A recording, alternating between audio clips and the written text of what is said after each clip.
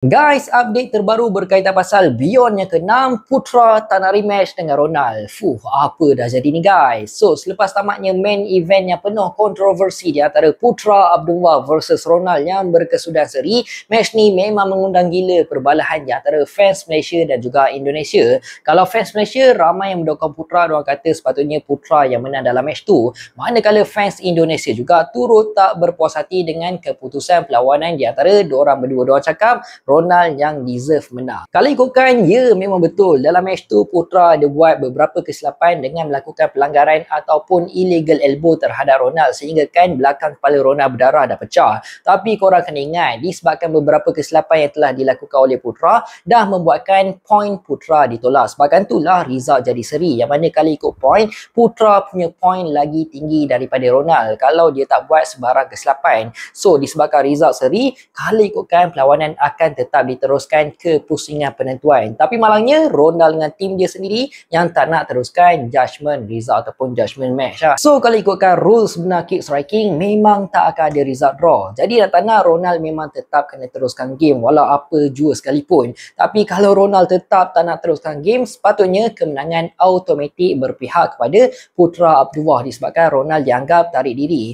Tapi itulah peliknya keputusan dalam event Beyond ni. Diorang umumkan match di antara Putra dengan Ronald ni seri dan akan ada immediate rematch. Jadi kalau kita tengok komen di antara beberapa pro fighter dan juga Putra dengan Ronald sendiri, Putra sendiri cakap sepatutnya dialah yang menang dalam game tu. Walaupun Putra sendiri mengaku dia ada buat sedikit kesilapan dengan melakukan illegal elbow, tapi Putra dah kena terima hukuman dengan point dia kena tolak. So kalau ikutkan Putra memang nak teruskan perlawanan, sampaikan Putra sendiri ada cakap dekat judges dan juga ref, dia tak kisah pun nak tambah 3 round sekalipun. Tapi malangnya benda tu tak berlaku dan menyebabkan Putra sendiri dah tak nak rematch dengan Ronald dan Putra sendiri tak kisah nak berlawan dengan sesiapa sekalipun. Manakala komen daripada Ronald pula banyak sentuh pasal mistik yang telah dilakukan oleh Putra. Dia memang tak puas hati gila lah. Tapi komen beberapa pro fighter pula sebagai contoh macam Aziz Chalim sendiri ada cakap dia pelik kenapa boleh jadi result match di antara Putra dan Ronald ni seri. Padahal kalau ikutkan sepatutnya rule yang sebenar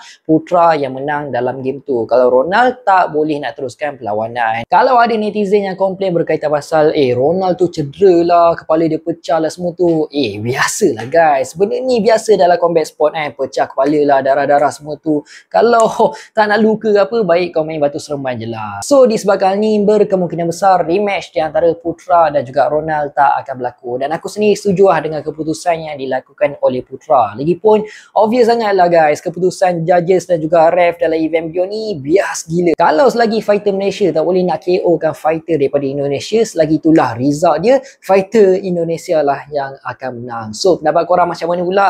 Korang boleh tengok kiraan mata untuk Putra Abdullah dengan Ronald ni dah tolak-tolak semua pun tetap point untuk Putra lagi tinggi. So pendapat korang macam mana? Komen dekat bawah. By the way guys, kalau korang nak dapatkan hoodie anime yang padu quality polyester, sekarang ni tengah ada harga promo tau. Korang boleh terus order dekat tag Shopee yang ada dalam video ni. Okay, ciao.